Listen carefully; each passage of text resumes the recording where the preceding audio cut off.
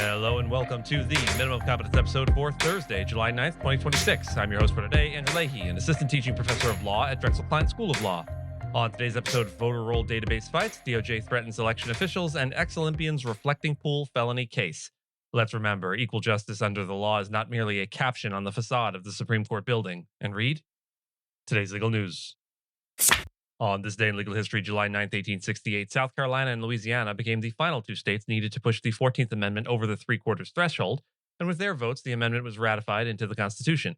It is, by almost any measure, the most consequential of the Reconstruction amendments and arguably the most important addition to the Constitution since the Bill of Rights.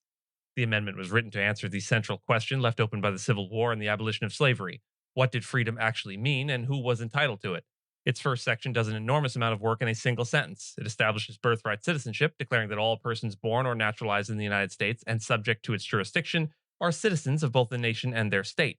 It then forbids any state from abridging the privileges or immunities of citizens, from depriving any person of life, liberty, or property without due process of law, and from denying any person the equal protection of those laws. Those three clauses, privileges or immunities, due process, and equal protection, became the constitutional text on which vast stretches of modern American law are built. The historical purpose was direct.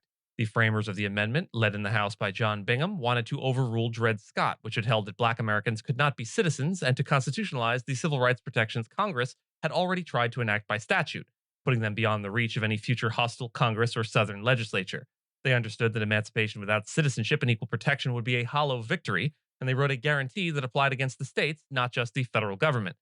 The significance of July 9th of 1868 is hard to overstate because so much of what we argue about today runs directly through this text.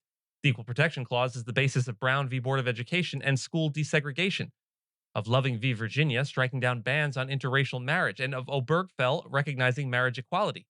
The Due Process Clause became the vehicle for incorporating most of the Bill of Rights against the states, so that free speech, free exercise, and protections for the criminally accused bind state governments too. And the Citizenship Clause is the reason that birthright citizenship is a constitutional guarantee rather than a policy preference, as the Supreme Court reaffirmed just this past term. When you hear debates about who counts as a citizen, what process the government owes a person before it takes something from them, and whether a law treats people equally, you're hearing an argument about the amendment ratified on this date.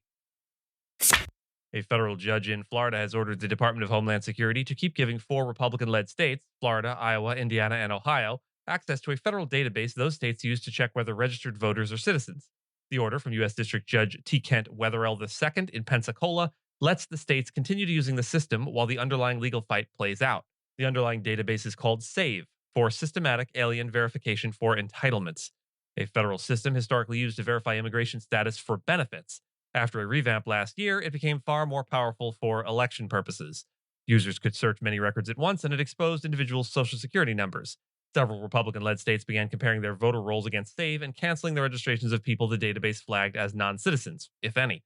The problem is what happens when the database is wrong or out of date. People who are in fact citizens can get flagged and purged. That risk is exactly why this ruling sits in tension with another one. Just weeks earlier, on June 22nd, a different federal judge in Washington, D.C. restricted broader use of the database, warning that relying on it could result in eligible voters being wrongly stripped from the rolls. So you now have two federal courts pointing in different directions, one worried about wrongful purges and limiting the database's use, and one ordering DHS to keep the spigot open for these four states. When trial courts split like this, the disagreement typically has to be resolved higher up, and it means the rules can differ depending on which state and which courtroom you happen to be standing in. The significance is that this is a live fight over the machinery of voter roll maintenance heading into a midterm election year. There's a genuine and legitimate interest in keeping non-citizens off the voter rolls, but there's an equally real risk that a blunt, error-prone matching process disenfranchises actual citizens who then have to fight to get back on. This ruling tilts toward giving states the verification tool. The D.C. ruling tilts toward protecting against wrongful removals. Watch the appellate courts because the boundary between list maintenance and unlawful voter purging is about to get drawn a lot more sharply.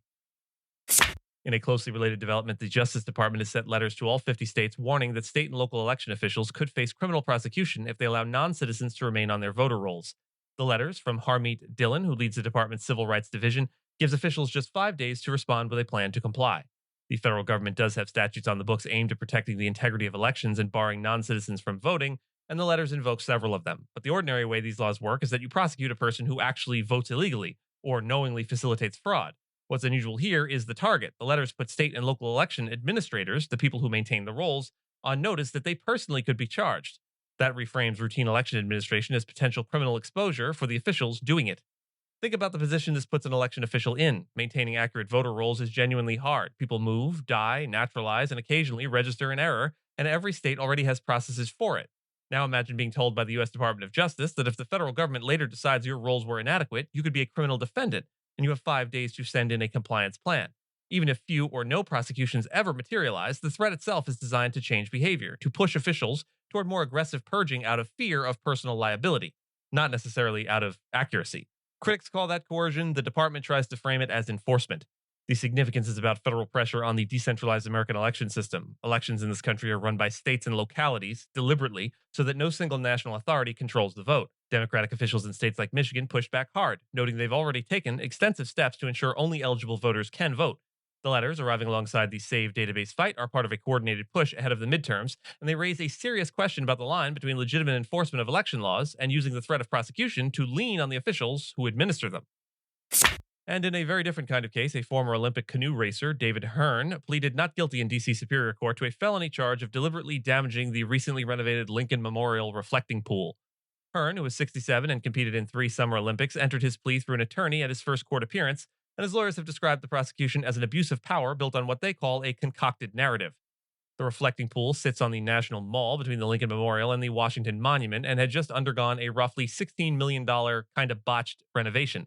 Hearn has said he was stopped by National Guard troops and U.S. Park Police and detained for about 5 hours after pausing at the pool during a 64-mile bike ride in June. He was later indicted on a single felony count of property destruction. The top federal prosecutor for D.C., U.S. Attorney Jeanine Pirro, said 6 other people were arrested on misdemeanor charges connected to damage at the same site. The legal question worth watching is the gap between the charge and the conduct. Property destruction law generally requires proof that the defendant intentionally caused the damage, and a felony charge usually turns on the dollar value of that damage. Hearn's defense is essentially that the government has manufactured intent and seriousness out of an innocent encounter, that a man pausing on a bike ride has been turned into a felony defendant. The judge apparently agreed there was little flight or danger risk. Hearn was released without court supervision pending an August 5th status hearing, which tells you something about how the court currently views the threat he poses. The significance here is less about one damaged pool and more about the exercise of prosecutorial discretion. Deciding whom to charge and whether to charge a felony versus a misdemeanor versus nothing at all is one of the most powerful and least reviewable choices in the legal system. When critics call a prosecution politically motivated or an abuse of power, they're pointing at that discretion. Whether this case is a legitimate property crime prosecution, it probably isn't, or an overreach, it probably is exactly what the coming proceedings will test, and it's a useful reminder that the same charging power that holds genuine wrongdoers accountable can also be aimed in ways that raise real fairness concerns. And with that, and as always, I thank you so much for listening to Minimum Competence, your daily news podcast for lawyers. If you're looking for more than Minimum Competence, links to further reading on all the topics touched on today are in the show notes.